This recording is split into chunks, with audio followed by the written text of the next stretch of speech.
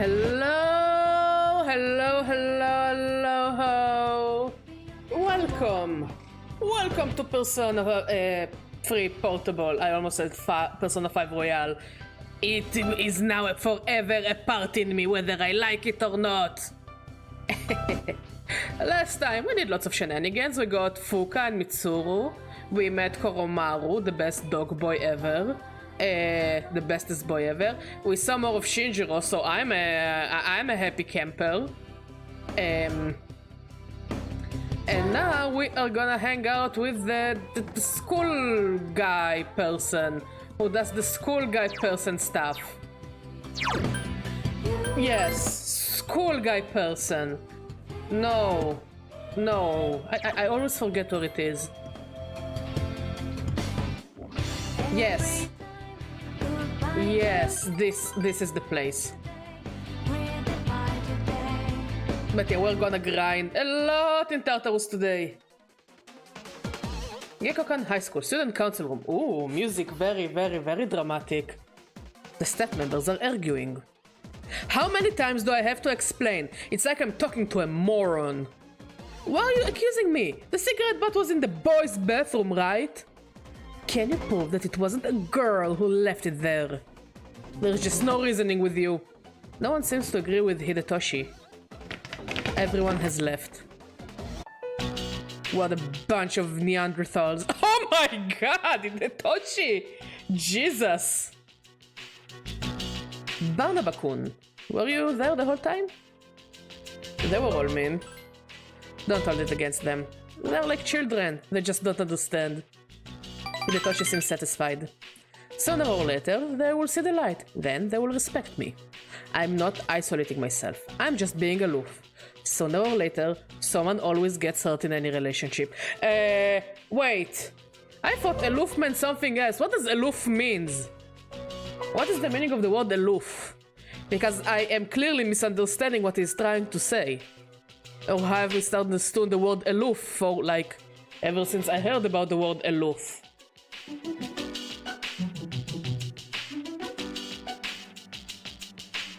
Time to act cool and mysterious. I don't know, is Hidetoshi trying to act cool and mysterious? He's literally accusing literally everyone.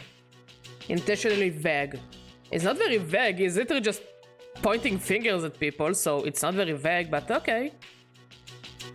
I guess I'm preaching to the choir though. I apologize. It seems like Hidetoshi is trying to be a good friend. Is he? You understand Hidetoshi better now. I do?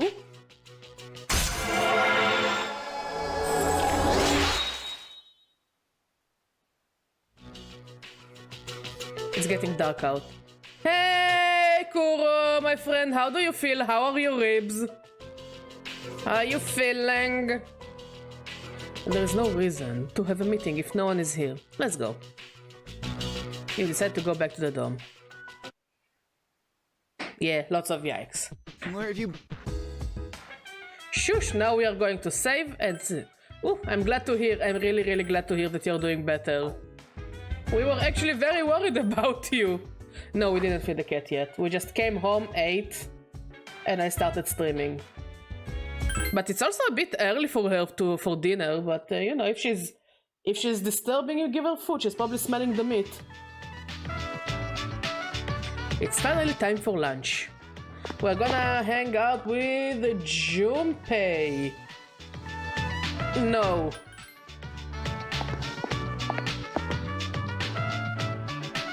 Yeah, we're gonna hang out with Junpei. Hey, are you on your way home? Say, Kuro, did you play Persona 3 before? It seems Junpei wants to walk back to the dome with you. Sure. Oh, really? Then let's stop by somewhere. Junpei seems happy. Iwatore Strip Mall. Hagakure Ramen. Oh, wow, that was a loud one. I think she really is a bit on the peckish side. Oh, who is a little happy kitty? Who is a happy kitty? Yes, you are. Yes, you are. Little ball of chaos. Oh, ooh, so it's like a blind thing for you now. Okay, so disclaimer, Persona 3 is probably my favorite of the series. It has the best character and it made me cry more than once. So yeah, Persona 3 is my favorite in the series so far. Unless they will manage to one-up it in Persona 6, that will make me bawl my eyes out. Also maybe Persona 4, but I don't think Persona 4 is like tear-jerkery enough. I didn't play Persona 4, so I don't know. You and Junpei chatted about all kinds of things over your food. If we keep eating ramen all the time, we might end up with some extra flab. I like extra flab. It's the cuddle material. How are you supposed to cuddle with people without any flab and the flump? You'd better start being careful, you know. You might be fine now, but you don't want to be a tub in 10 years, you know. I find it offensive, Junpei. What if I want to be a tub in 10 years? I want to be cuddly. Shut it, jerk. So hostile. This isn't the first time you thought of it then. Junpei smirks. Still, man, you ever wonder what we'll be doing in 10 years? Oh, I'll be dead. I don't know about you. Spoiler warning, I guess, for a game that came out like 14 years ago. I don't really want to think about it. Junpei seems to stare off into the distance. You'll be a great man. You really think so? Hearing it from you definitely makes my day. Junpei seems extremely happy. Lately, when I do stuff like watch TV or read manga, I can't concentrate. Junpei fiddles with his chopsticks. It's like, I don't know, I keep thinking, is this how I should be? I wonder if there is anything only I can do. Junpei mutters as if to himself. Your terrible joke? Gee, thanks, that's helpful. I mean, Yukatan's got a response to my jokes down to a science. She delivers a dope slap that feels like an icy dagger to the brain. Junpei laughs. When I think about this Persona stuff, it's like I have a personal mission. But I don't understand it at all. Maybe I don't even have a mission like that, and that's what I'm afraid of. I've got all these pent-up emotions that I can't figure out. Do you have anything like that? Like, do you ever think about what you can do? Of course. I see. I mean, you don't seem like that at all. I guess that's another thing that's amazing about you. Junpei laughs. Besides that Junpei has been open with you about his troubles. Yank up.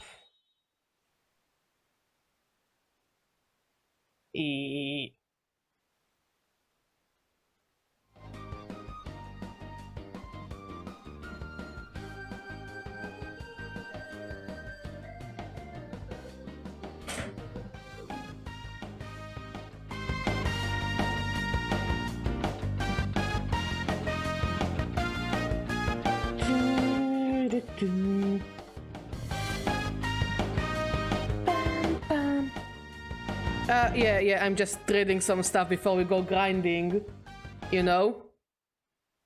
Cause I want to make the grinding the best as possible. Okay, let's save and we're going into Tartarus! It's the grinding stream! Woo! And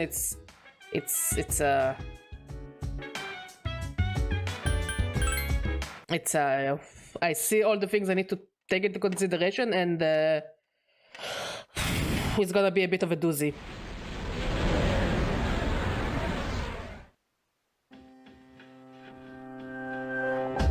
Okay, I'm gonna bring Yukari, Mitsuru, and Akihiko. Junpei will have to see this one through because there are a lot of strong wind enemies who use wind magic. So yeah, Junpei will have to sit this one out, I'm afraid.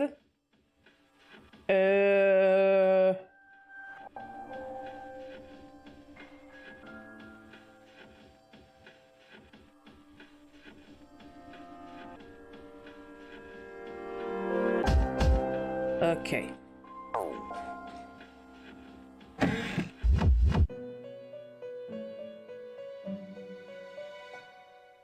Okay, so I have a missing one. Can we teleport to somewhere that is accessible? No, we actually need to go all the way through.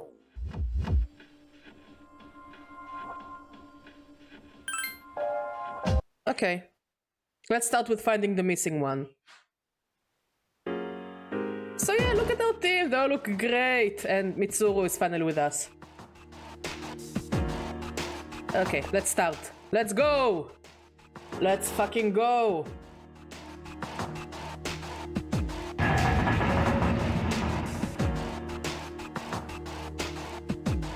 Also, I wanted to show you Akihiko's gloves. Those are his gloves.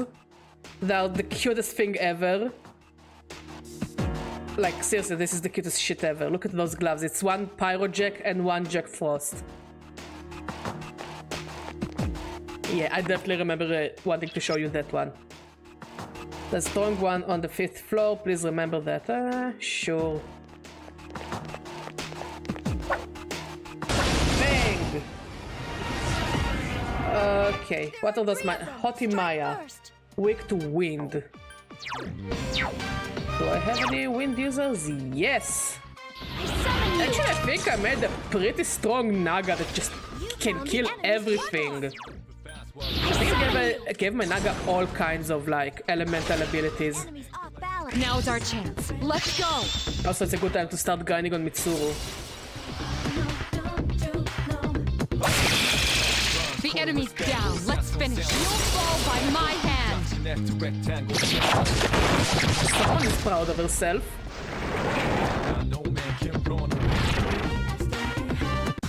I'm gonna take the 3 swords. Nice. Flamberge. I also wanted to check.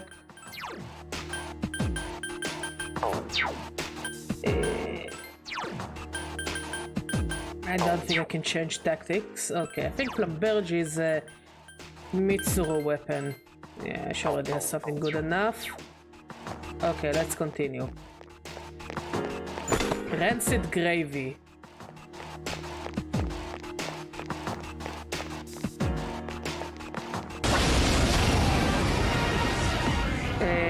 First of all, what are the tactics? Oh, no, misclick. Misclick, bronze dice. Bronze dice are weak to thunder. I think you already know, Mazio? No, you don't. I wanted to change the tactics. Because when you get a unit, they just start as auto battles. That's an interesting way to summon the persona. Yes! Yes, because this game's theme is death. Death and the fear of death and mortality. So they use a gun to summon their personas instead of using masks and cards.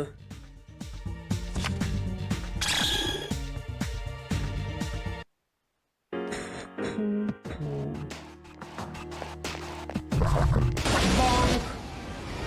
Hotimaya is weak to wind. Tactics. Direct command. Fuka.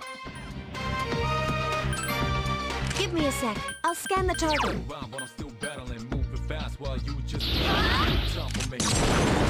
Like at the beginning, it's very shocking, but then you're like, oh, I'm used to it. I'm used to seeing them shoot themselves in the head. You found the enemy's weakness. Here's our chance for an all-out attack. Let me at him. Let me at him! Dead! Oh, Oberon. I don't think I have Oberon. Whoop! Ah, misclick. Oh well. Good enough, good enough, good enough, good enough for me. Oh, there it is. It's a tiny shadow. And it's a Cupid. Jealous Cupid, weak to ice. Do I have any buff users? No. Yes. This weirdo.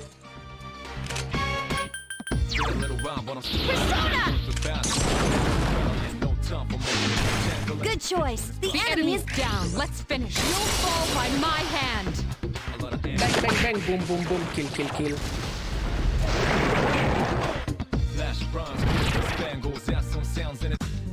We'll go for the 3 of coins.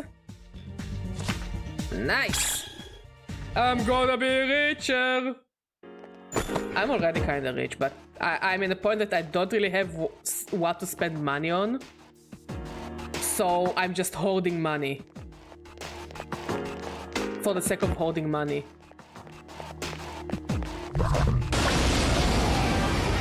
Ooh, those guys, are you still weak to Zeo? There are 3 enemies. Still Gigas. Still Gigas, yeah, still weak to Zeo. Conveniently, my Naga has a Mazio, so I can hit all of them in one try. Nice! You found the enemy's The enemy's weak down. You Let's found finish. the enemy's weak point. My hand.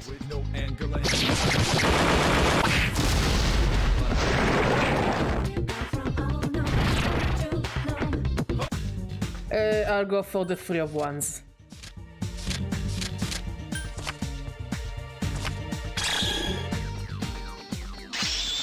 Ooh, another Mazio user. Already gonna make my life easier. Also, what is Mitsuru's level? Because I know I am technically over leveled. Mitsuru is level 18. Yeah. I said before, but I had to do some off-screen grinding. Not much grinding as much as finishing some annoying missions that would have taken me like hours on stream. I decided to do this all off-screen, so I already came kinda over-leveled. There are 3 enemies. Sky balance, weak to fire and ice.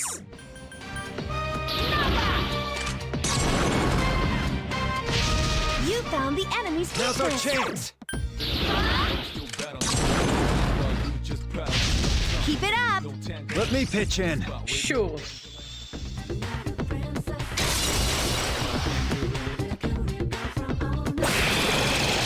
I've been waiting for this. Okay, now!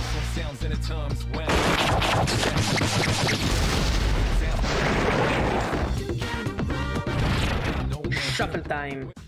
We'll go for the 2 of wands.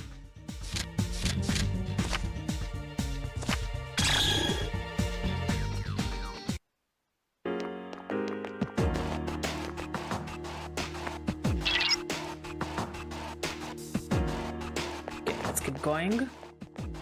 Now, if I'm not mistaken, at level 45 we should find a lost person. There's 1 enemy. Jealous Attack. Cupid, weak to ice, yes to ice. I'm glad I didn't get rid of this weakest persona.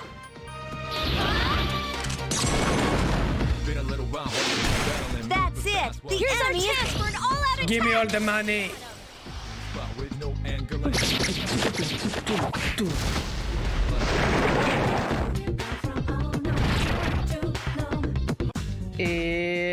Two of coins, I guess.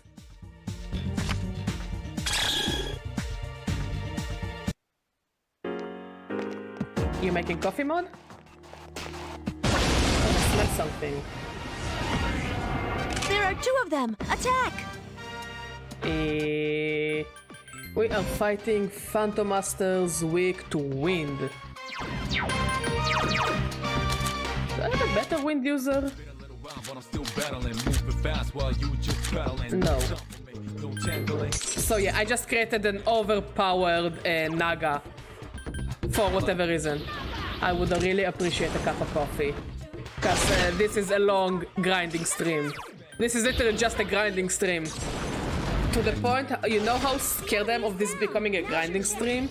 To the point that whatever we finish today, tomorrow morning I will wake up just to finish the grind. Just to finish the quests and missions. But yeah, it's more of a kind of a lo-fi energy stream. You know, for the shits and giggles and the fun and the ranting and me killing weirdest demons. There are 3 You are enemies. weak to fire and ice. The enemy's off balance. Attack. It's funny that Fuka, that you call him, you said the enemy is off balance when we're fighting scales. I summon you. It was funnier in my head, not gonna lie. That's the way. That's the way, I like it, that's the way, I like it, Yeah, not very plot-driven stream. Okay, we'll take the Two of Swords, I guess. Also, all of this, well, we're gonna sell all of this. Cause we already have a pretty good equipment from doing Theodore's side quests. Gigas. Zio. Fursona! The enemy's off balance. I've been waiting for this. Okay, now! Boom, boom, boom. Bang, bang, bang. Kill, kill, kill. Dead. While you just prowling, tangle me, no tangling. Three of Swords. Sure. I like it when they spin in the circle. I don't know why. I really like it. Maybe I have the mind of a toddler. Who knows? Beetle. There's one enemy. Weak to thunder. I summon you. The enemy's off balance. The enemy's Attack! down. Let's finish. You'll fall by my hand. Moving fast while you just prowling, no time for me, no tangling. Good. Use Dia. To my advantage. Only one enemy left. I've been waiting for this. I like the animations of the Beatles. I don't know why. There's something so satisfying about looking at the Beatles. Boom, dead. The one wand, I guess. Like, I do hope that in higher floors I will actually get some of the good shit. Did we do everything? Yes.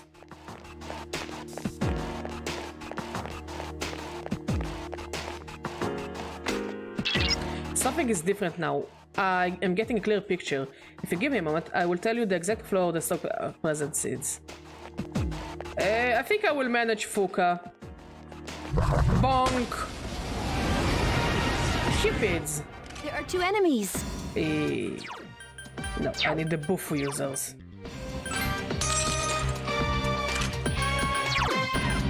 I summon you. That's the way. All right, let's do the way, I like it, That's the way, I like it, Honestly, I really hope that the Persona 3 remake is a real thing and not just animation for the Persona 5 fun game. Because I really wanna see this game get some of that sweet Persona 5 mechanic treatment. Like Persona 3 Portable, if you don't know, the Persona 3 Portable game, it has the same battle mechanics as Persona 4. So I don't think it's too far to expect that the Persona 3 remake, if it will happen, thank you for the coffee mod, would have the Persona 5 mechanics. And I would love to see them doing like the baton pass ability in use, you know? I think it would be really cool. Also, why the fuck are you all... Akihiko! The fuck, where were you going? I don't see it as an excuse, Akihiko. Stay close! Every time you get lost, you somehow die. Stay near me. Yeah, characters can get lost in these dungeons. Which is cool, but also somewhat on the annoying side of things. Especially when you really need their elemental abilities. And they're not there. Yeah. I summon you. They're like, oh, I sure could use some thunder support. And Akiko is like, I have no idea where I am. Where the fuck is Louisiana? I thought we were in fucking Japan.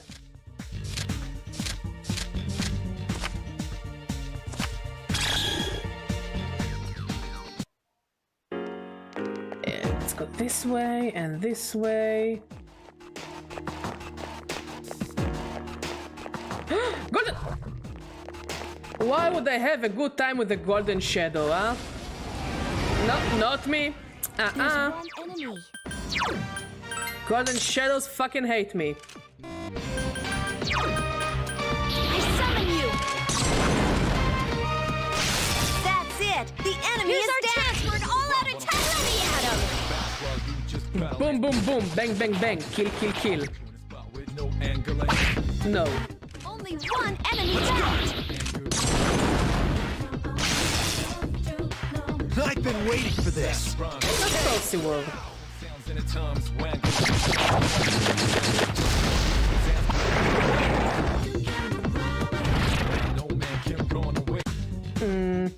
Two of swords for the extra cash later.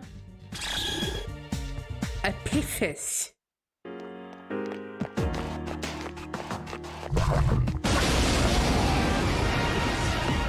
There's one enemy. That's it. The enemy I've is been down. waiting for this. Okay, now!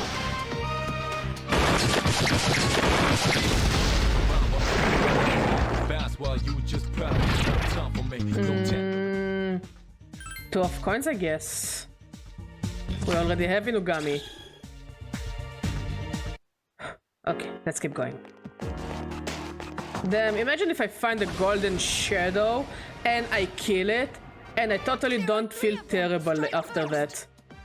Do I have a Mabufu on someone? No. Oh well.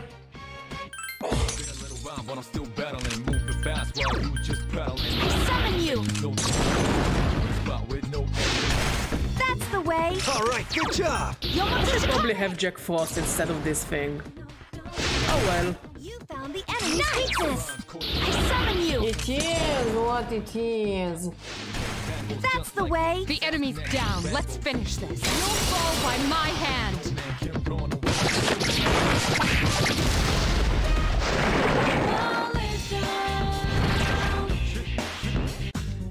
Three of swords. No! Sad badger noises.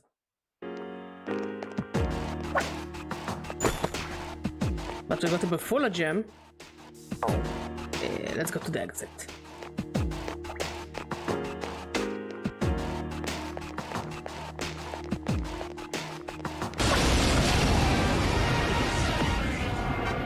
There are three of them. Strike first.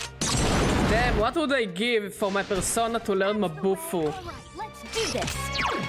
I would be so happy if I could learn Mabufu. And it would make my life so much easier. And faster. And usefuler. Down. Let's finish this. Yes, yes.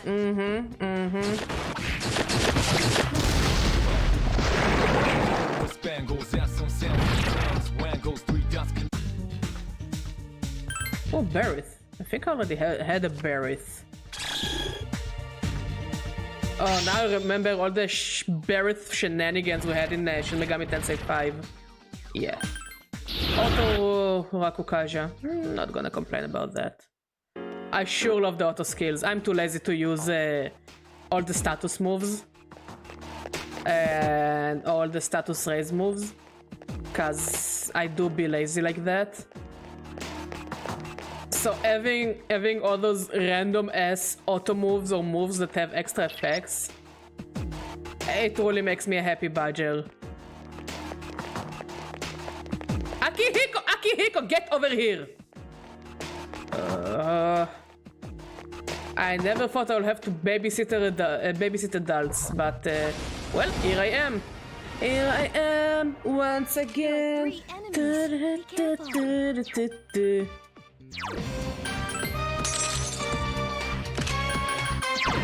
Let's go with Garou.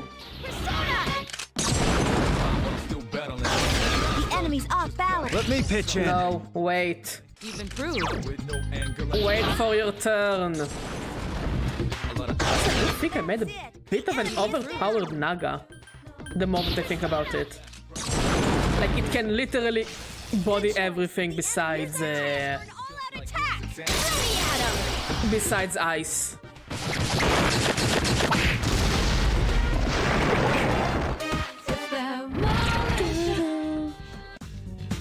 2 of coins, obviously.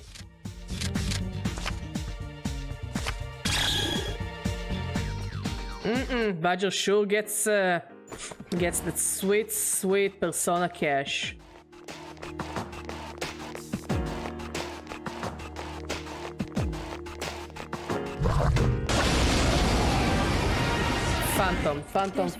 Phantom, wind. I summon you! I Good choice. The enemy eventually I will remember all the weaknesses. Till then, I have a list next to me.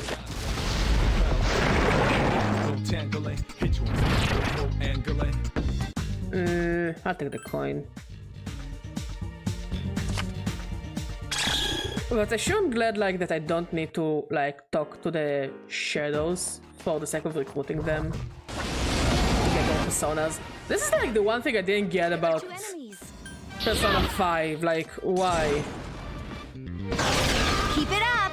Like I do feel like there should be a distinct difference between the shadows you fight and the personas you use.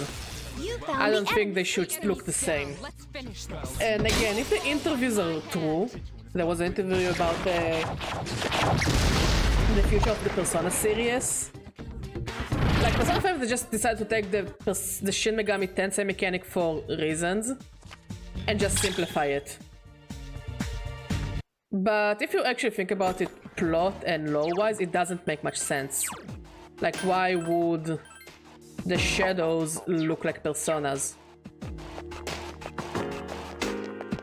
I mean, this is why when I played Persona 5, I always called them demons. 3 dazed enemies. This is our chance. Because they had the exact same function The enemy is down. as demons in the Shin Megami Tensei series, and not much. That's it. The enemy. And like, there wasn't enough difference between them and like, you know, shadows and personas. Shadows are supposed to look like the things deep inside you, you know? Where the fuck are Mitsuru and Akihiko? Where the fuck did they go? Are they on a date or something? Get the fuck over here! I'm working with amateur, I swear.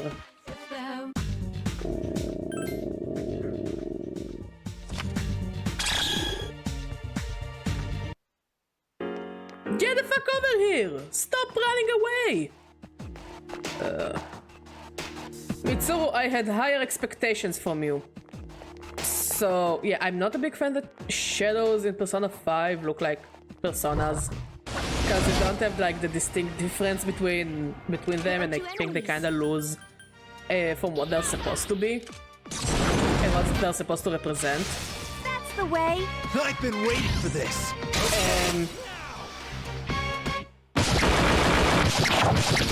So there was an interview with one of the lead designers of the Persona series, like a few months ago, I think. And he was like, and he was asked about the Persona's design in the future, you know, because many of the creature designs, they get like an update. There's someone. Okay, we found the floor where there is someone in it. Okay. Oh, we found the person. Watch out! There are 4 enemies. I summon And he you. said that he really wants to return to like The enemy's the up. Persona 3 and 4 designs of shadows. Like those really weird eldritch abominations. The enemy is Water? down. Now's your chance. Supposed to be next to the sofa. Summon you.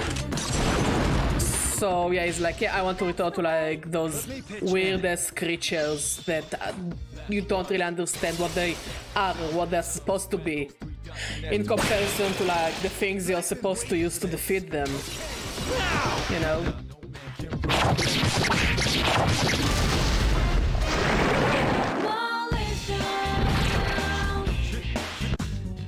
So it really sounds like they want to return to like the Persona 3 and 4 designs of enemies, and I'm actually kind of looking forward to it.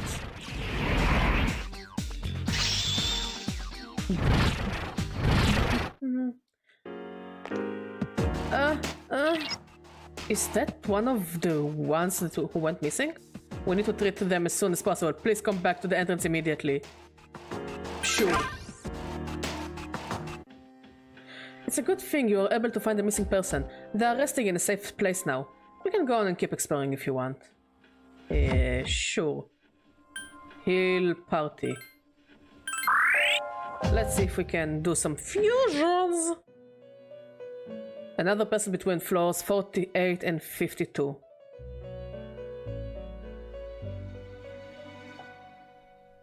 Okay, 48 and 52. We will do it. We will deal with it. Okay, we're level 21, so we can do some more fusions. Do we get rid? Oh, but she has my bufu. Sure. Fuck it, sure. Sure.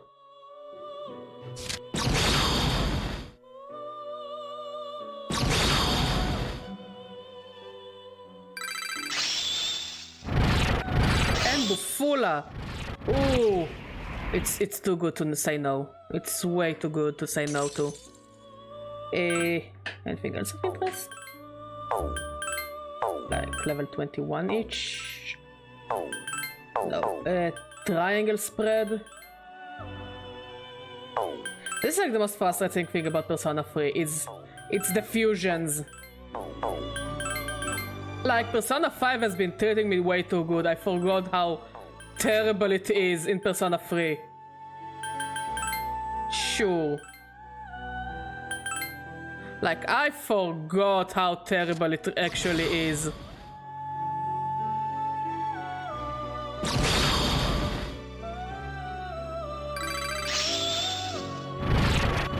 Survive light.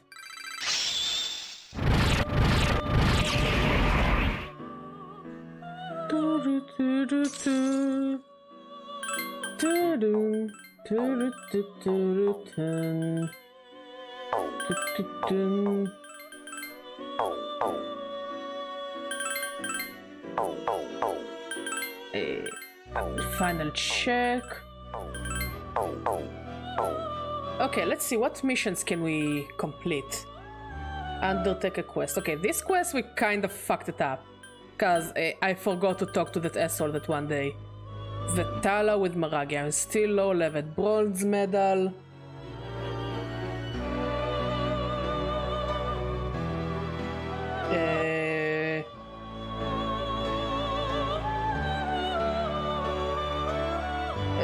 Wait, I'm doing the thinkings. Bronze medal is the one on this floor, I think, right? Yeah, so we'll try our luck. Strong medicine.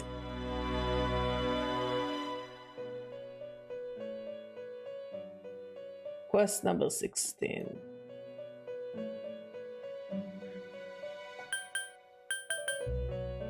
Snake scale.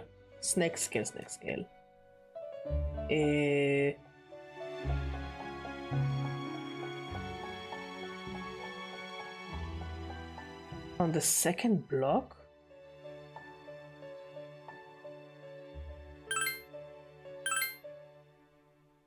Okay, we'll try to go around the second block again. And bronze dice for bronze figurines. Okay. So we need to retrieve a bunch of items.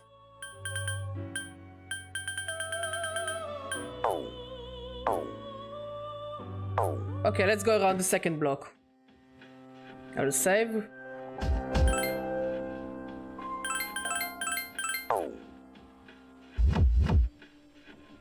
It's gonna be a pink shadow.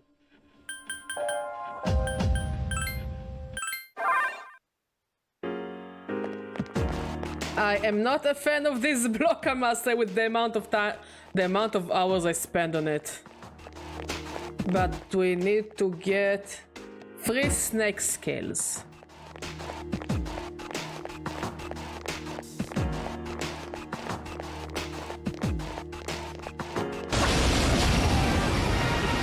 No. There are two of them. Attack! Wait. Do I have a Zio user or... Okay, we have you, but do we have a Mazio? Yes! Yes, we do! I didn't lock myself out of Mazio, look. You took my Mazio user to a vacation. The I've enemy is been waiting for this. Okay, now! I need to find a snake. Flash bronze, bangles, out some sounds and it's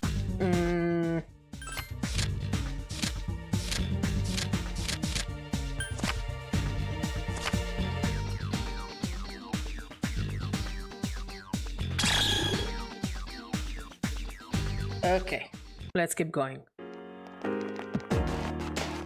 Okay, you're scared of me, so you're not interesting. You're scared of me, so you're not interesting. You're scared of me, you're not interesting. This poison. Okay, we're looking for a pink shadow. One of them should be a lustful snake. And it should give us snake scales for... What's his face? For Theodore. Akiko, I swear, if it's you lagging behind and you're gone when I need you the most, I'll be pissed. Oh, a box. Move. Move. Move! I swear I'm working with amateurs.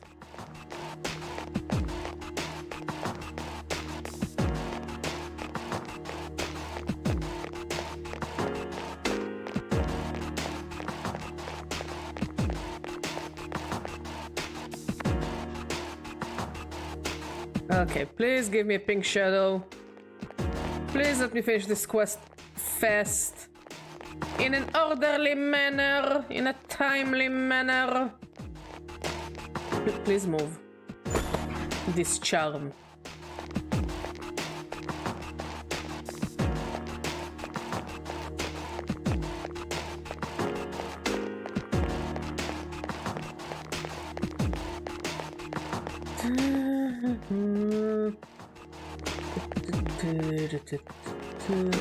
At least we're getting money out of it and lots of items. I mean, it's the best case scenario, I guess. Worst case scenario is me starting to run after those yellow hands again. This could truly break a person.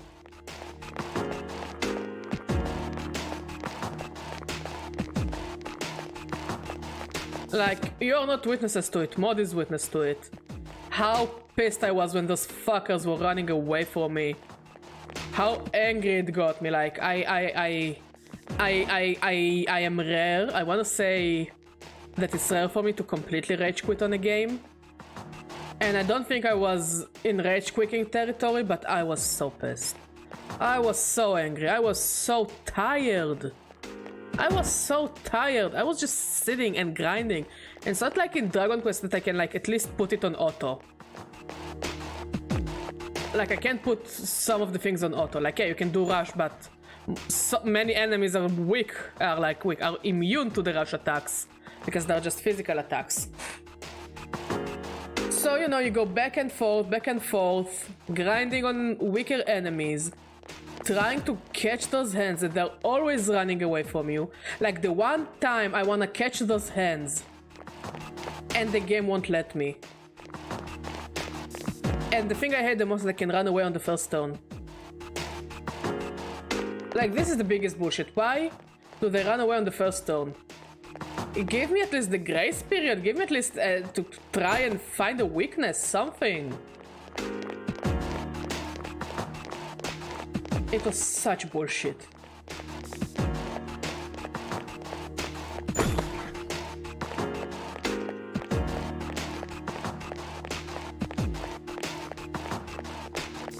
And now I'm not getting pink shadows, so lovely.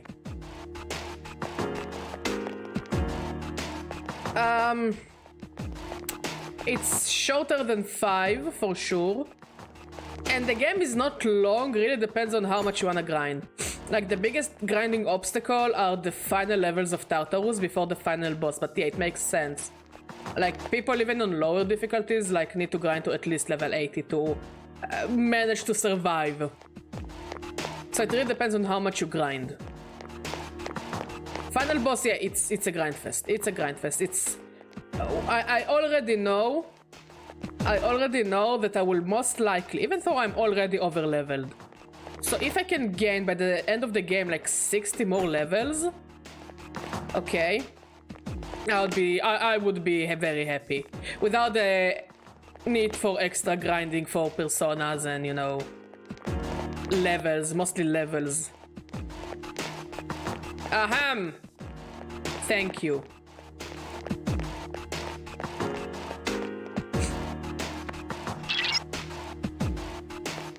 Again, like, it's not the shortest game. By the end of the day, it's an RPG. RPGs are long. Nothing you can really do about it. It is. They are what they are by their nature, you know. Like, I don't think I would spend my time on an RPG that is short, you know. There are 2 enemies. The enemy is down. I've Now's been your waiting for this. Okay, now!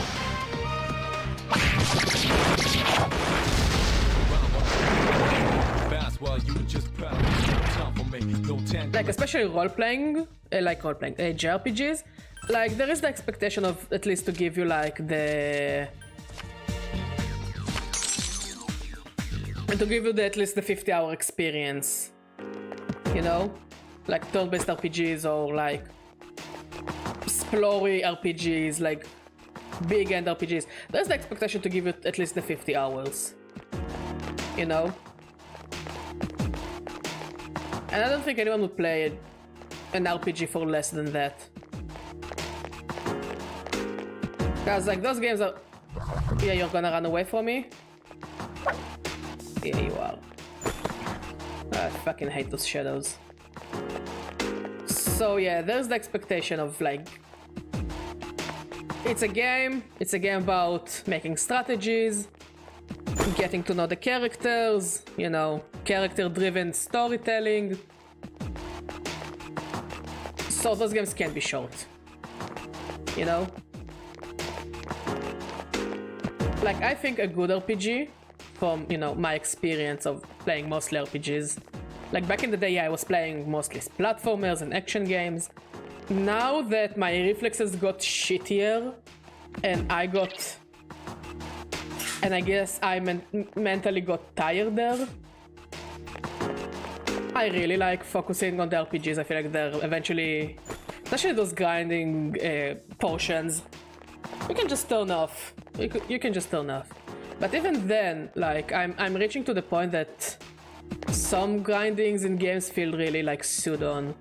Like, to be there for the sake of be there and, like, make you play the game for a few more hours to give it more of a runtime instead of actually being... The kids are harder tryhards. What do you mean?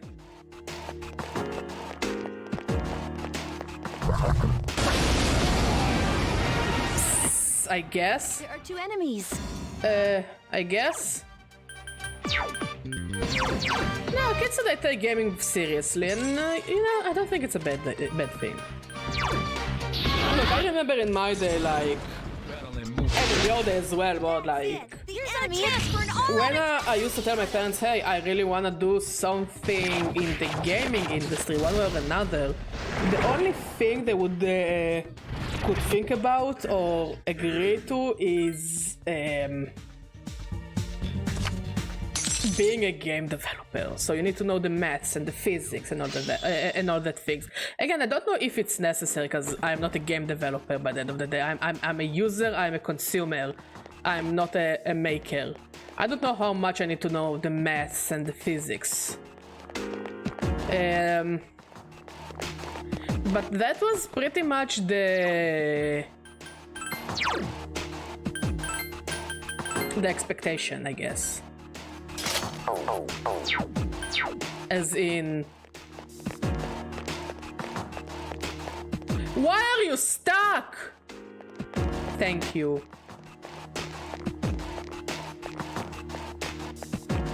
Like, the only thing you could do in the gaming industry is be a game developer. You know? But now there is so much more to do in the gaming industry besides being game developers. Like, there are writers. So you can really write those really epic stories, really interesting stories. Like, I don't need to tell you about The Last of Us. Like, I don't know if I'll call it a literary masterpiece. You know, it's a very potato-potato kind of conversation. It does what it does good. It does what it wants to do pretty good, in my opinion. And it got a TV show. So, you know. So the normies can also enjoy it. Saying normies unironically in the year of our Lord 2023. Jesus fuck.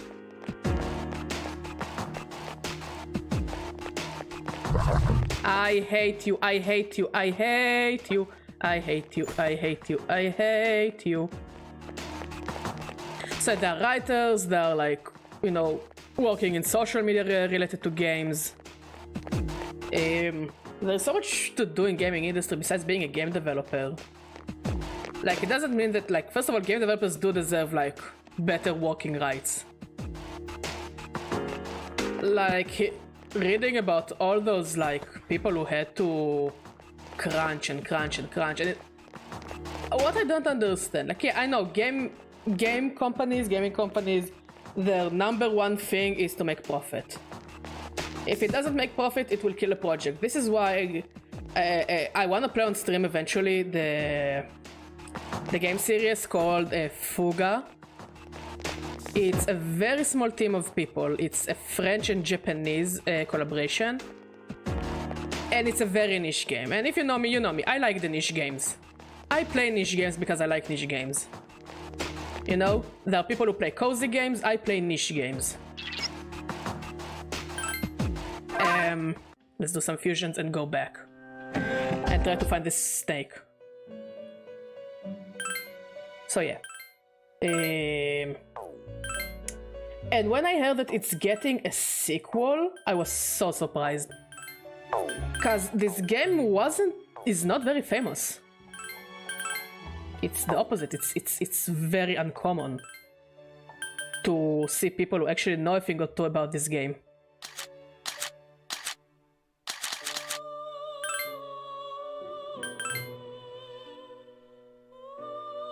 And I saw the screenshots and like some of the trailers for the second game, and it looks so good. It looks really good. It like, I didn't play the first Fuga,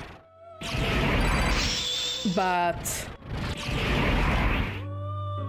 you know, it's one of those games that you see that like they wore their heart on their sleeve when they were making this game. This game is a passion project. And honestly, all the games in this series that is called Little Tale Bronx, you can see that people were like, the people who worked on those games, it was truly a labor of love. Fuga Melodies of Steel. It's a game where you play as a bunch of orphans who find a tank, and you play in like an alternate worlds version of World War II. Now, I bet that if you look at the game, it will look to you like some kind of a fairy fanfiction or something. But trust me, it's not. It's like, when we're talking about storytelling, it's pretty good. It's like hits you right in the feelings. It's one of those games that truly hurts you in the feelings and knows how to quench your heart. And if you listen to the soundtrack, and I really recommend, even if you don't pick up the game, just listen to the soundtrack. Like, I listen to it almost every day when I shower or clean. It's like almost opera-esque kind of music that really puts you in the mindset of those orphans who operate this giant tank. But it is a niche game. It's a niche game. It's a strategy tank game mixed with RPG mechanics and like some bit of visual novel mechanics. Like, not all out going on dates, because we're talking, they're kids. They're like, you're playing as a group of 10-year-olds, and I think they're like two or three teenagers. And even then, like the low end of teenagers, like 12 and 13. You wouldn't really consider them responsible adults. And they're responsible for this tank and for a group of younger people, and everyone has a role on this tank. and again, and then you delve into the tank and why it exists, and it's so good. It's so good, and it's a passion project. But now I heard that like, oh, they might want to do a sequel, but I was like, for whom? Be careful. Not many people know about this game. Not many. Most people know about this game because they know about the soundtrack. Because of how good it is. Oh, Phonos. I'll take a Phonos for the shits and giggles.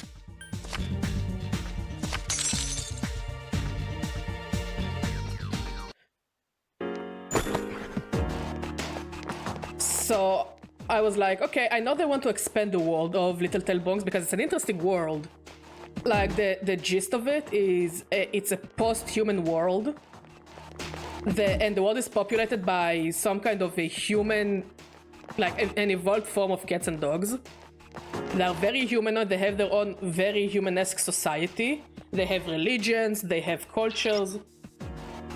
I'm going for a 2-second break and I'll be back and I'll keep talking about this game. Be back in a jiffy. And we are back! Yeah, that was a necessary one.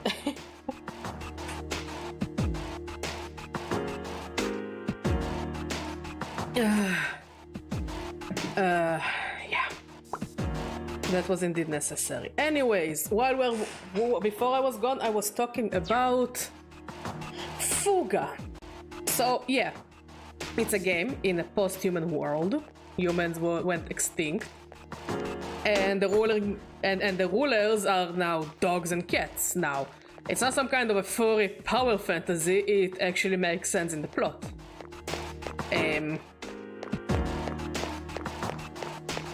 So, without spoiling too much, just from the things I know, it's like it's like there is this one guy who is a dog, and he also finds a strong tank, and he wants to rule over the world because I don't know, reasons. And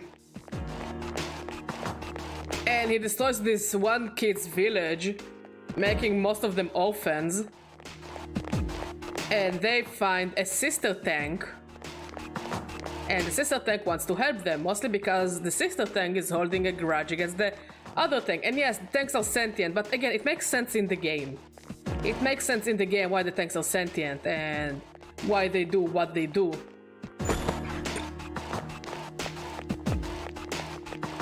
But yeah, it's mostly a game about like, you're a child in this big, scary world's hard, and how you feel so small and powerless and hopeless. You know, fighting in wars of adults. And it looks so cool. So when I saw like that the game was, but again, as much as the premise is cool, every single game in the series was niche. Okay, like there was this game for the PS1 called Tales Concerto. A very niche game. I didn't play it. I watched a walkthrough of this, a playthrough of this game, because it's a bit hard to play and to get. For obvious reason, it's a PS1 game. So it's a very, very, very, very, very, very niche game. You know?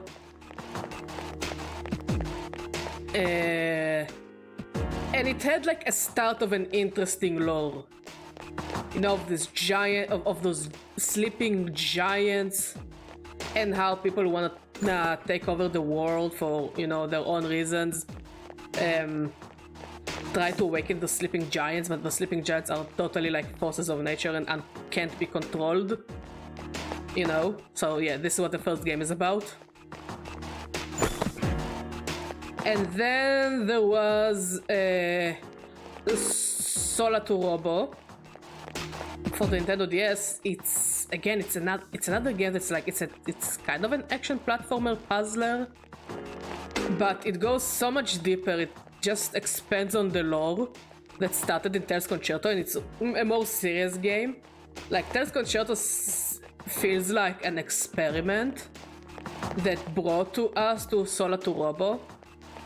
I played most of Sola to Robo on the Nintendo DS. It's a good game. It's not for everyone. It's good, not for everyone, especially the mechanics.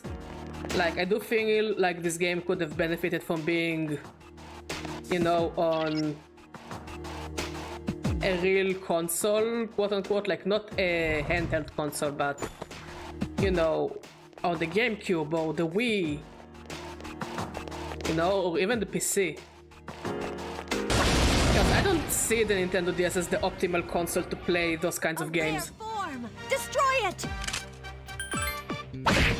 Couldn't A rare finish it one. off. Don't let it get away. I failed to Only finish it one off. enemy left. God bless you, Kari. Nihil gloves. Oh, we can use it in the antique shop.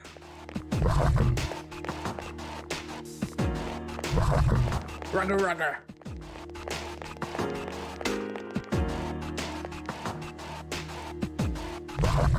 Rugger, rugger. They sound like schnitzel from Chowder. Now that I think about it. So yeah, Solid Robo expanded on the world and its lore in the main game, and you know, the files and you know, the cities and everything. But what I liked a lot about Solid Robo is it actually started to talk about the culture. Like, there are two main religions in this world. The Dogs religion, which is very, very similar to our days version of Christianity. They have churches and they, you know, they all pray together in a praying home, like a regular prayer. And they have holidays. And it's very close to Christianity. And then there is another religion, which is mostly cats. Cats in this world, they have superpowers, like some sorts of magic, but it doesn't come from like magical souls. It's the fact that cats can manipulate nanobots to make magic. Nanobots that are in the air, because again, it's a post-human world, so the technology exists kinda. And their religion is more around, like the way they pray by dancing. They have special dances. And I know that there are a lot of Eastern religions. And I think there is a wave in Islam that also prays by dancing, if I'm not mistaken. That they pray by using dance and music.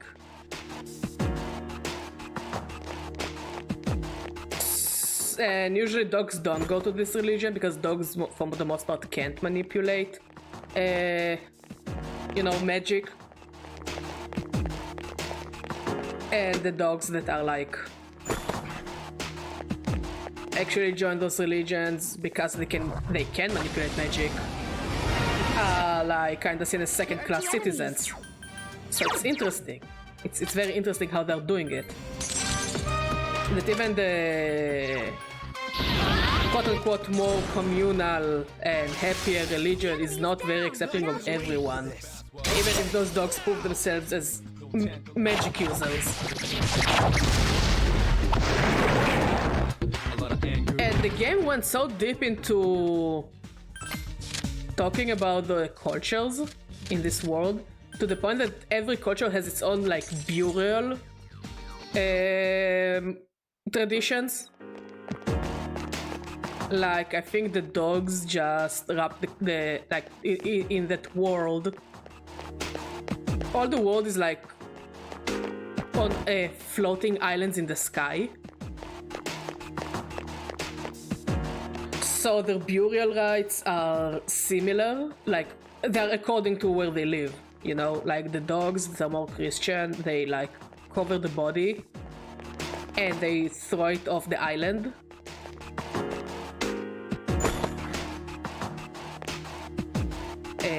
While the cats, I think they put the corpse in a special pot, and they like a special clay pot, and they bury it underground to be one with Earth again. So yeah, I find it really cool and very interesting that like this game went so hard on lore and culture. Like I feel that in many RPGs that when you encounter a society in a game, you know, a city or something, I feel like many RPGs forget that yes, you built a fictional city, you know, And they forget that the city is built by people and culture and traditions. You know? Those things don't just exist in a vacuum. What I'm trying to say is, in many games I feel like they just put the people there, and if there is any culture or religion, it's just talked about like from the side, but you don't get to like see it or experience it like they do. It's just kind of there for the sake of being there. Or it's on the side, or they just treat the cultures in this world like, you know, yeah, oh yeah, they have our culture exactly, they're the same as us. They're the same perfect as us, so it makes this place not feel interesting or as unique. Like Fallout, some of the Fallout games did it by like turning some places into cults and cannibals. So you know, at least you got this. It's a very interesting thing that they devolved into cannibalism and cannibalizing on survivors who pass through their town. I find it interesting, you know. While in some games, like big world RPGs, like everything feels the same. It's just another group of people, you know. And they don't have anything that makes them unique. Like, I think one of the offenders that I played lately is actually Dragon Quest. Like, every area has its own cultures, yes? Like, we saw the city in the desert and how much they love horses and horse racing, and how much they expect the prince to be good at horse riding and horse racing. Okay? Or like the city with or the city with the gondolas, how much they care about, you know, music and festivals. And but again, it feels like it's in passing. It's like we came and we happened to encounter this festival or this culture. It's not like something that is there because it's supposed to be there, you know. I need one with Maragi.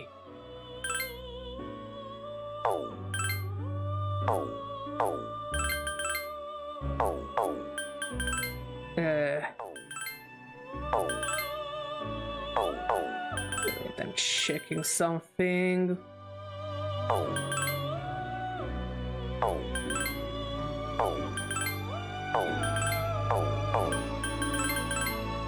No, no. No. No. No.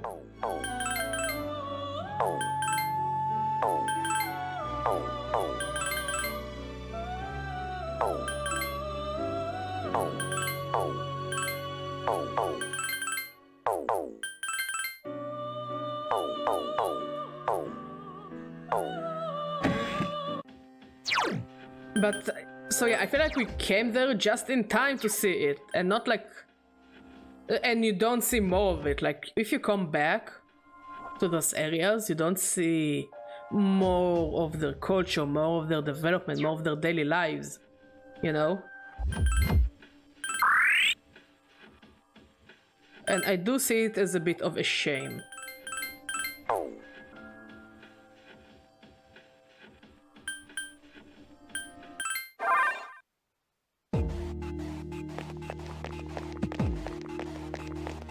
Like, if I want to see more of those places, I won't be able to, because it just becomes yet another place.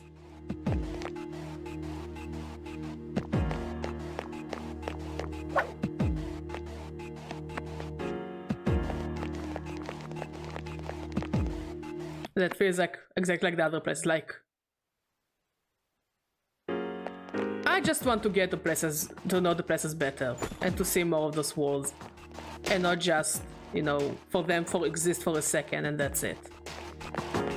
And I know it's difficult. I know it's difficult. I'm just, you know, thinking of like, if I made an RPG of my own, like, by myself, what would I want to see in that RPG? You know? So like, if I did have the ability, energy, money, time, resources, and knowledge. I'll probably put in a clock, like in Suikoden Tierkis. So like this in-game clock, it's basically like a calendar that counts days, and every day like it's like a different season or something else happens, or like if you're really into maximizing profits in games, you can see, you can calculate when is the best time to buy and sell profits, or some events are locked behind some seasons or days or times. Good. And it makes sense in the world of the game. So you just keep looking. You keep looking, you keep being very careful. And like, you plan your game according to the calendar of the game, of the world. Like, I remember there was a quest where you need to recruit a certain person. He's a flirter guy. He's like a guy who really likes to flirt. Destroy it! That's his shtick. By the way, most of the recruitable characters in like Suikoden Tierkis are like, most of them are missable. You can like complete the game without recruiting all the characters, and it's a shame because there are like 100 characters to recruit. And what is the most amazing part is they're all unique, design-wise and personality-wise. They're all unique, and they all have their own little sub-stories. And I find it amazing. Like, some of the designs are so memorable in my opinion, especially if you actually play those games. Only one enemy left!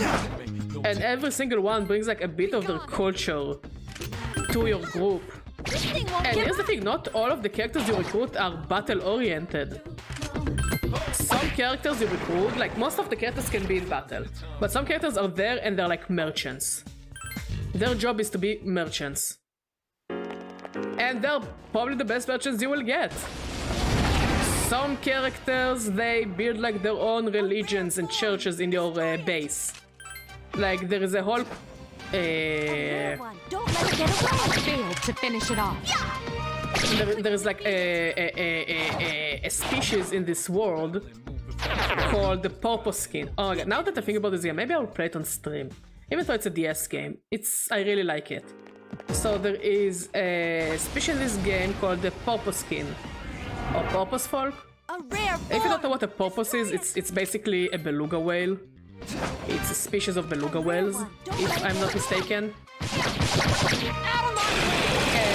And their leader is a priestess. This priestess can directly speak. No, it's not a whale game. It's a DS game. But there is a species of human mixed with whales. They don't even look like humans. They're just whales who... They're very small, by the way. They're tiny. But they adapted to walk on Earth. And they use usually spears and tridents to fight because, you know, they live by the ocean. You know, this is where their food and economy relies. This is what their food and economy relies on, you know, on the sea, on the ocean. So the leader of the purpose people, I forgot her name, but she can directly talk to their like ancient god. It's like some kind of an eldritch abomination we know nothing about. Like, it sounds like an eldritch abomination. And she uses the communication with that god to help the main character and their group, and eventually she joins. And they have like a house, a room in the giant like base where they like she sits there with her followers and her guardians, and she keeps giving predictions and keeps communicating with the help of that god, and I find it really cool. And the thing I like the most about it is, even though you recruit them, they still have this religion, and their religion just comes into play. Like, it's not a game mechanic, but you can actually go and visit them, and you can see different purposes come and they come and ask her for help. They talk to her, they ask for guidance because by the end of the day, she can directly talk to the god. You know?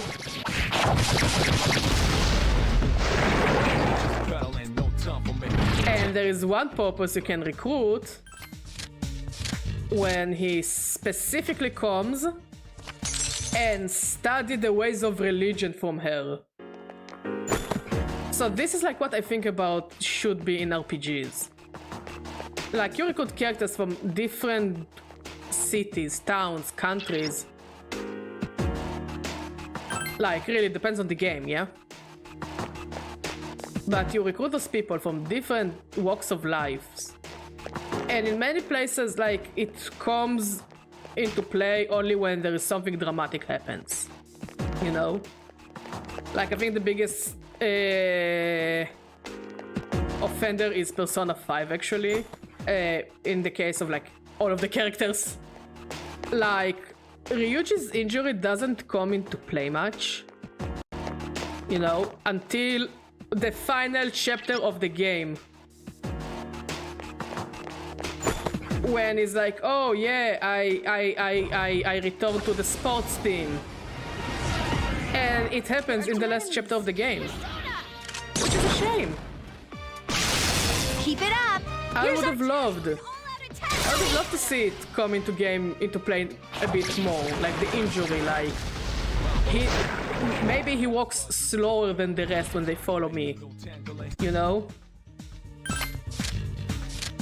Or maybe he has very low evasion stat, which literally makes him a glass cannon.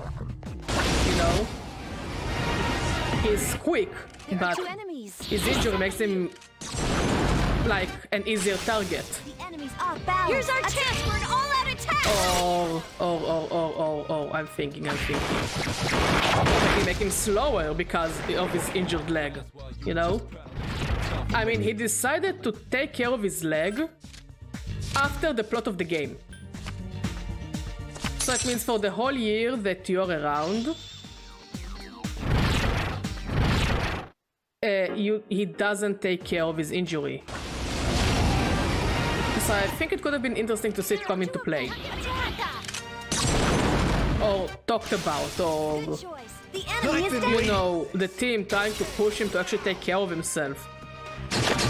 And him, even what's it called? Even maybe Morgana pushing Ryuji to take care of himself. And Ryuji refuses, but Morgana keeps like pushing him to take care of himself. And then like Ryuji and Morgana could have had like a better relationship because of it. Surprise attack. 2 enemies. Like I really think it could have been a cool touch. And then we could have saved this whole Morgana and Ryuji fight. But I like Persona 3 because the group actually feels like a united group of people that eventually learns to be friends. You know? While in Persona 5 I didn't really understand why they wanted to be friends with one another. Am I going to encounter this stupid snake? 2 enemies. Like today? Please? Please don't make me grind tomorrow as well. The enemy's down. Let's Like, of finish. course, the tomorrow's grinding will be off screen. Yeah, I'm not gonna subject you to more grinding. Fast while you just prep. Time for me, no tangle.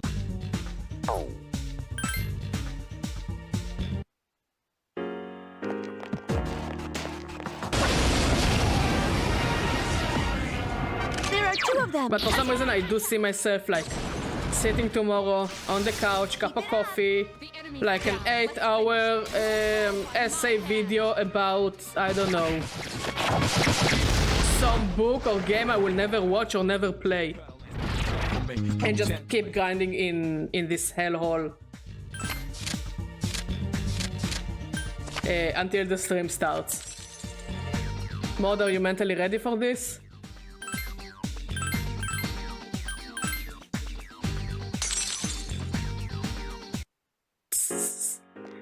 For me grinding or for me watching another very long essay?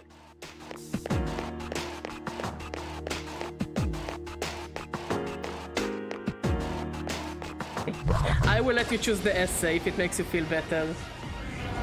There are 2 enemies. Worst case scenario, I'll just chill in bed and grind or something, I don't know. I just don't want to grind on stream. Chance for an all-out attack. Let me at him. While you just prowling, no time.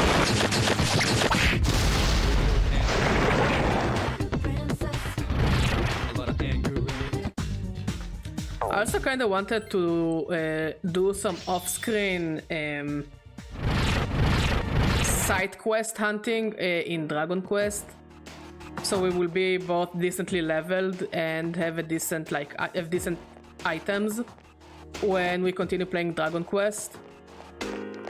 So yeah, I had a lot of plans. I do plan to play Dragon Quest off screen, just so we can like play it normally on screen, just run through the story. Can you take the box, please? Thank you.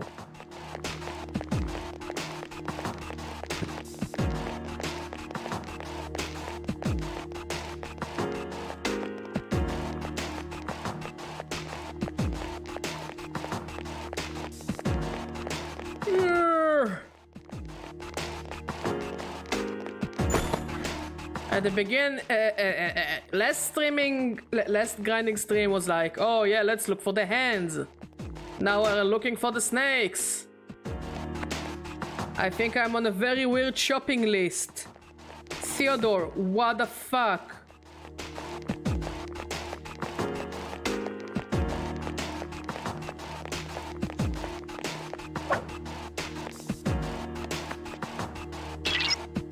Ah, lovely. I sure love it when it's pitch black. Yeah. My favorite flavor. Darkness, imprisoning me. All that I see, absolute horrors. I cannot live, I cannot die. Just grinding. Oh my god.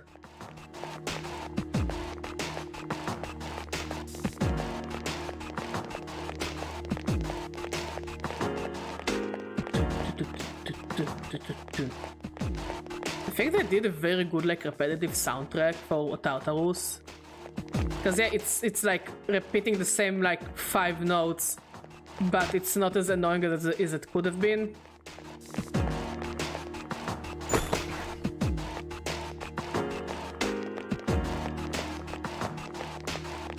Like I do feel like it could have been worse.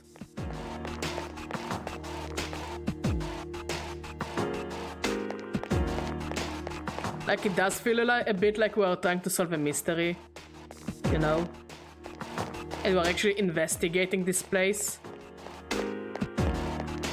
So good on them for doing it. Good on them for at least writing decent music for grinding.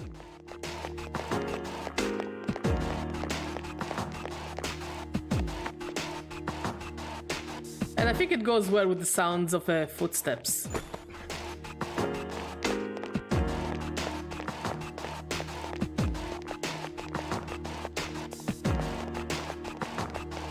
Well, speaking of like games with soul, you know me, I frequent on Reddit, and I'm on the gaming circle jerk because why not? And someone found a video about why Resident Evil 4 Remake is soulless, and top 10 reasons why. Everyone seems pretty exhausted. Shut up, Fuka! I don't remember asking you. Sorry.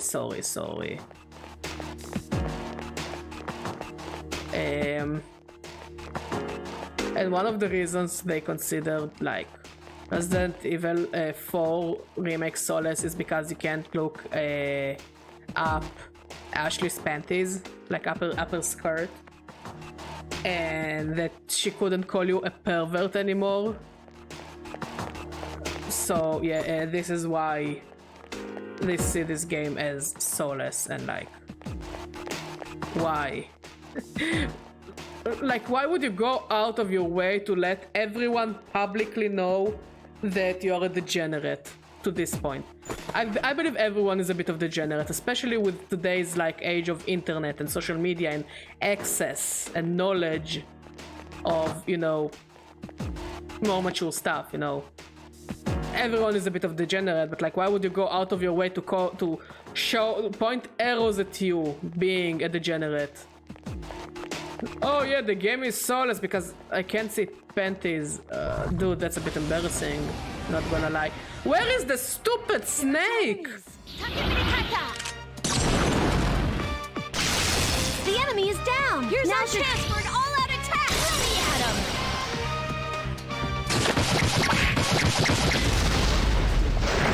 Fast while you just pedaling. No tangling.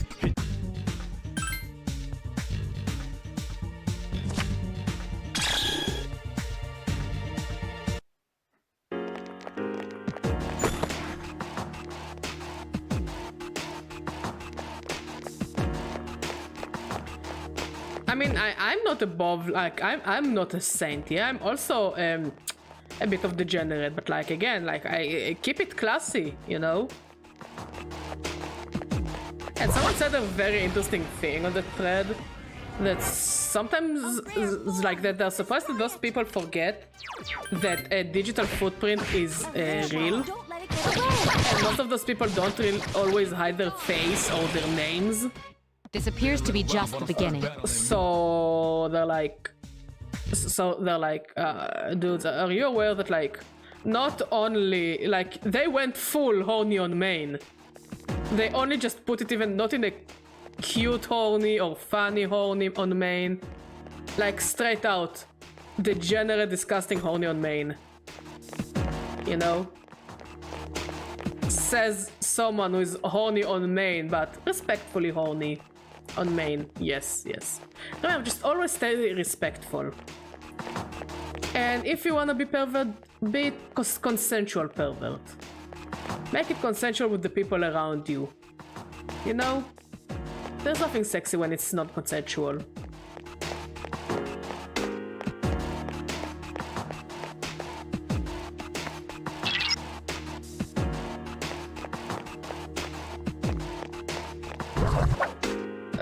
Fuck you. Rubber, rubber. It actually does sound like Schnitzel from Chowder. The way they say rubber, rubber.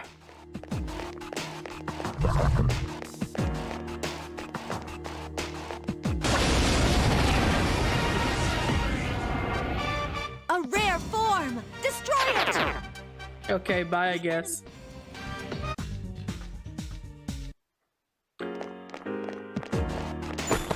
I must say, Chowder is another great show.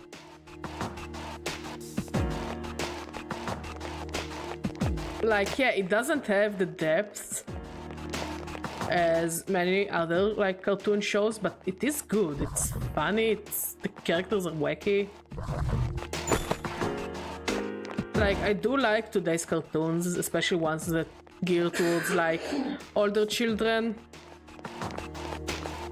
But I do feel like a lot of them try to build like a big world, like a big extensive world for the kids to get like invested in, and I'm all for it. Yes, I also wish as a kid that we had like shows that weren't like necessarily anime, like cartoon shows that weren't necessarily anime, that had like bigger plots. But I think like we are missing on a lot of shows that just don't have plots, that just are there for the fun, but that are good shows. Okay, we have Bluey. But I bet a teenager won't go out and say, oh my god, I love Bluey.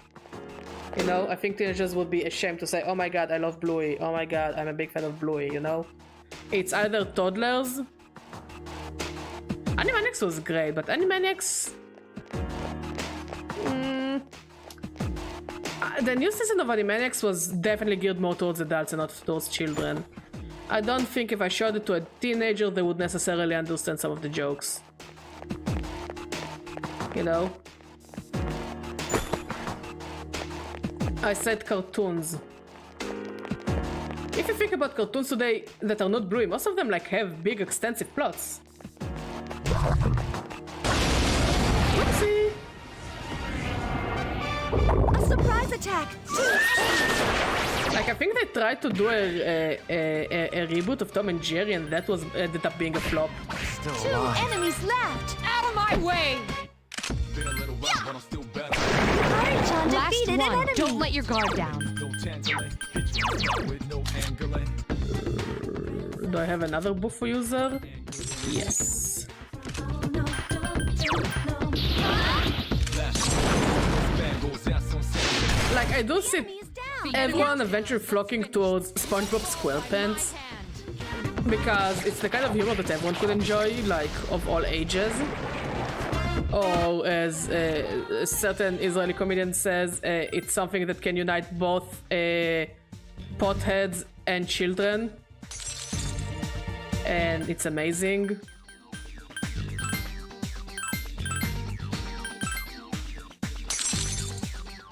But I do think there is space for more cartoons and shows like that. You know?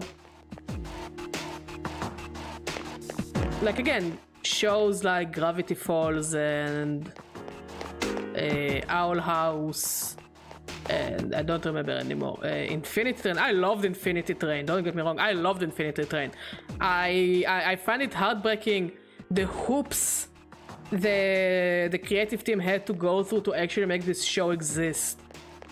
Like, after every season, the show was cancelled and they had to fight tooth and nail to return to another seasons. The last season was kind of a hit and a miss, but seasons 1 to 3 were solid. 1 to 3 were really, really good. They were more than solid. You know? The thing about the last season, okay, like every season, the thing that really hooked me, that the next season always focused on a character or a concept from previous season. Like in season 1, there was like that girl with the glasses who came to Infinity Train and eventually managed to like calm things down, you know? Season 2 focused on a character from that season that was looking for kind of their own personality and their purpose for life.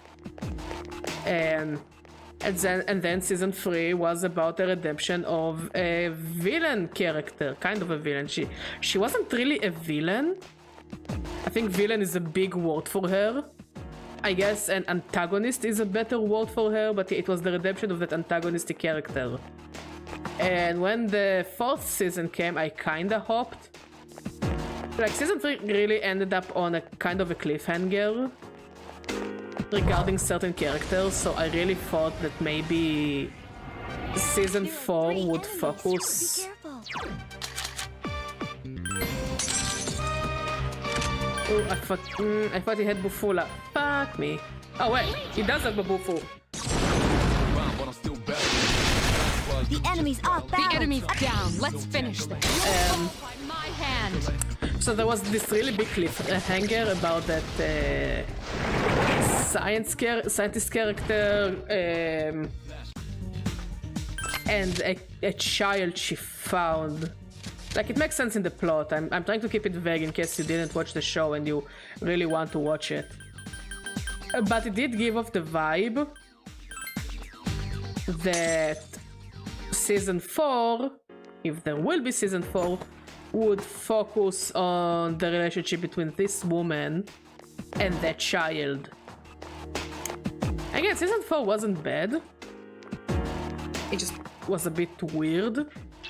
Again, I can understand why it was like stuck in this weird place. It's because it had to move from different like streaming platforming because reasons. Like, it does all come down to reasons.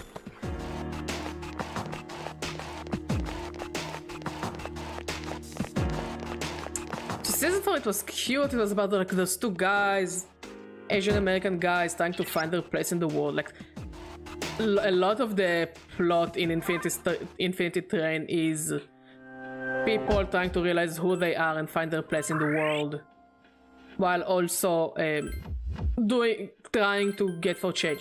And also season 1 had a lot of questions, and same goes for season 2. And like they left when they went on season 4, everything was still so vague about the characters. And it's such a shame that they didn't have the place to experiment. Like, I know they would have wanted to. Wait, I'm doing a bit of reading. Okay, so I can create. Okay. Shut up, phone.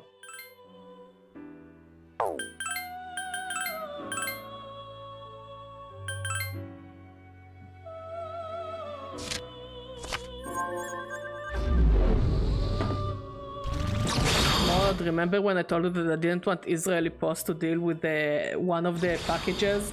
One of the bigger packages? Yes. I just got a message on my phone.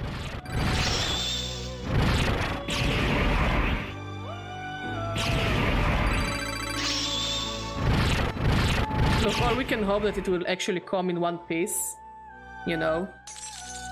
At least it's coming, we just don't know when and in one state. Fucking hell, I should have paid this 40 shekels for the fucking express. I don't care that it was just a couple of days. And I want to save money. That's the thing, yes, I do understand the importance of post and how post is very important. I wouldn't trust Israeli Post with anything. I'm not kidding. Like Mod is, I think, an expert in, you know, being annoyed by them, but the amount of times I had to go there to change stuff and do stuff and pay stuff, it's like, oh my god, it's like we're stuck in the 80s! And not in a cool aesthetic way.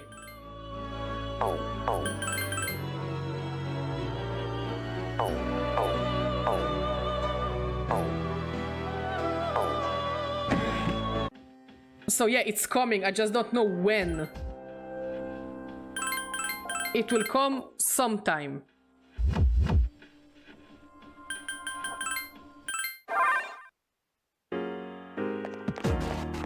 So yeah, Mod is an expert, but yeah, we had so many issues with them. And so much headache. Like last time Mod ordered from Amazon, it also came through the post and it just, you know...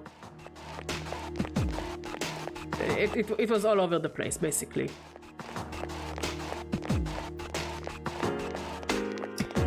So yeah, Infinity Train. So yeah, it ended on a cliffhanger, so many questions stayed unanswered, and instead of...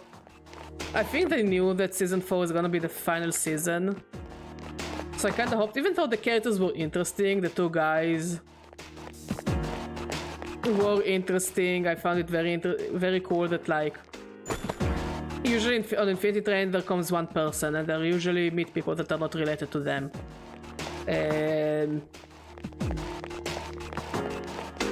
So I found it interesting that, oh my god, yes, two people came on the Infinity Train for whatever reason. You know? But instead of using those two guys, okay, to answer the questions, or at least to see... To even see for a second the lady and the kid, because they seem like we know the lady was very important to the plot. Snake? No.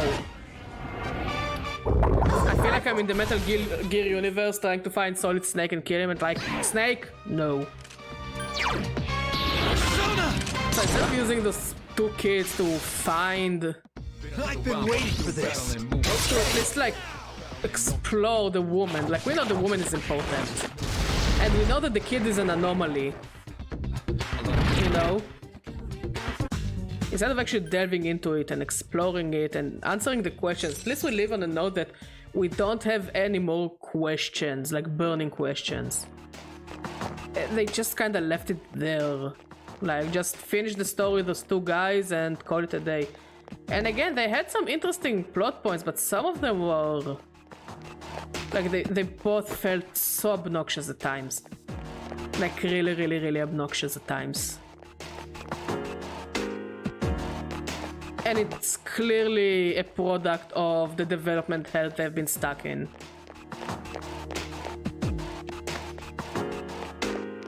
Like, the fact that we actually got a season 4 is a fucking miracle by itself.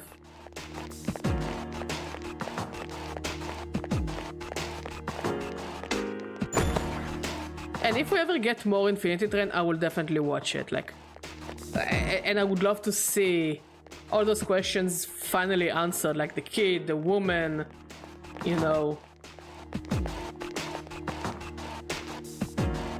Battle panties. Battle panties? I think battle panties are not even good for me anymore. No.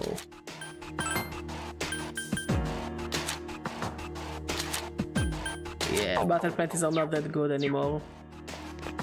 Oh well, no battle panties for us.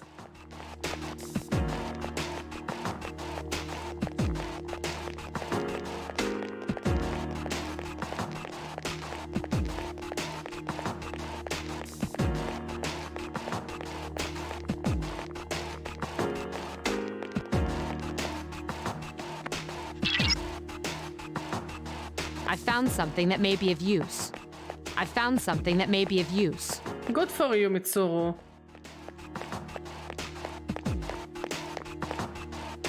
Yes.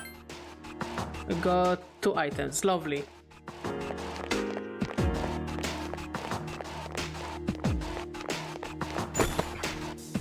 Like, there is another show that I really liked and we watched the latest season, and I think I will just stop watching it because it's not. I don't know what they were trying to do with that season, but it's just not. It's Dragon Prince. That's the thing. Season 1 to 3 of Dragon Prince were very solid. It had very interesting characters and very interesting plots. Like it had so much potential to be like Avatar because it's by the team who made Avatar, The Last Airbender. Here's our chance for an all-out attack! And the latest season, Owl House also, yeah, me neither. We gave Owl House a try, and it just wasn't it. But Dragon Prince was so good, it had so much potential to be better than it ended up being. And the latest season, I felt like I actually spent more energy on trying to watch it than actually enjoying it. Like, I was just waiting for the moment to be good, because here's the thing, you remember everyone was talking about the cringe things about Forspoken? Like, oh my god, that early 2010 humor, you know, that nobody liked. Like, yeah, it's the type of humor didn't age at all. Like, it was funny back in the day, now it's just annoying, you know? Everyone seems pretty Shut up, Fuka!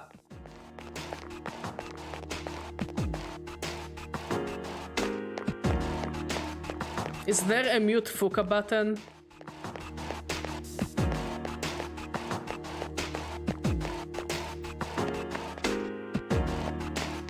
So yeah, Delta Season had this like early 2010 humor, which is not funny anymore, I'm sorry. Reference humor had its place back when Marvel was popular. Now the Marvel movies are also kinda overstayed their welcome, in my opinion, but you know, Disney needs that sweet, sweet moolah. If it doesn't get its moolah, the red goes berserk. You know? So yeah, I find it kinda impossible to watch Marvel movies now. Like, they were good for the time, now we need to move on from it. You know?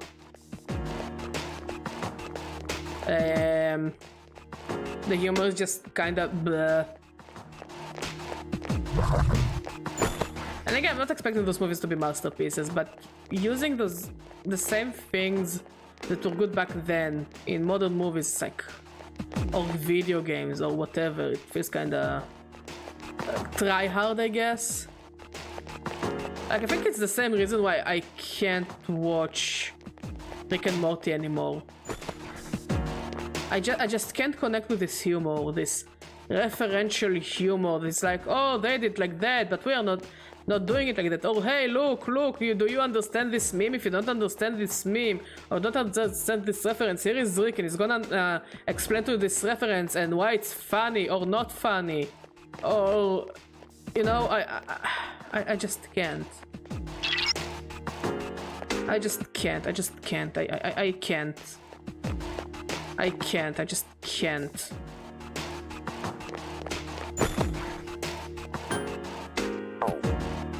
And yes, I still watch South Park, but I guess South Park does it like I think they have more experience in what they do, so it's not as bad. Like I said it yesterday and I said today, I find the current season of South Park rather entertaining. It's not the best. It's clearly not the best season out there, yeah? But it gets the job done. It's rather entertaining. I had a few chuckles. And the ChatGPT episode was not bad in my opinion. You know. Again, not a masterpiece, but I did find it a very interesting episode. You found the enemy's I've been waiting for this. Okay, now! And the episode where with the Japanese toilet, it's not my favorite, but it was okay. It got a few chuckles for me.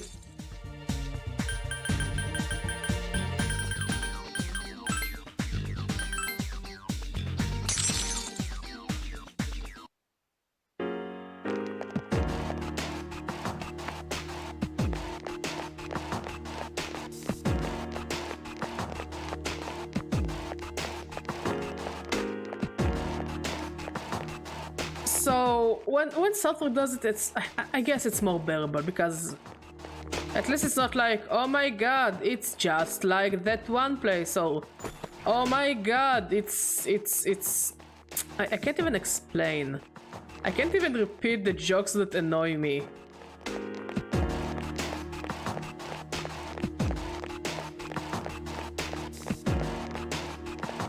Because of how much they annoy me. Like sometimes I see Rick and Morty clips on TikTok because, you know, TikTok. And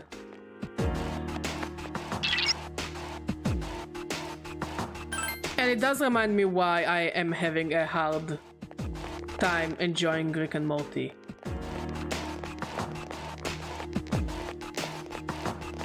Because it feels like some of the jokes are like, they are funny because the drunk old man yelled it out, and it's also a reference to a show or a movie that people like. Look at him, he is yelling the reference. Like, I think one of my favorite episodes of Rick and Morty was the episode where we looked at the Citadel, or what they call it. And it's, you just see the lives of the Ricks and Mortys that live there. Destroy it! Without Rick and Morty. And the jokes and the references, they were so subtle. Only You one know? enemy's hit! Jeez, that one's fast! A rare one! Don't let it get away! Like the references with the movie about the kids. I forgot, By My Side? Oh, I forgot the name of that movie. I'm showing my age, yeah? But the references in this episode and the humor and the drama, it's so well done, and the humor and the drama, it went so well together, and it was so interesting, and it was so good. And I find it a shame that they didn't continue with that. Like, don't show me, like, again, Rick and Morty, they're the name of the show, yeah? But don't give me old man yells references, and it's funny because it's a drunk old man yells at references and then criticizes shit. For whatever reason. I'm taking another break for 2 seconds and I'll be back.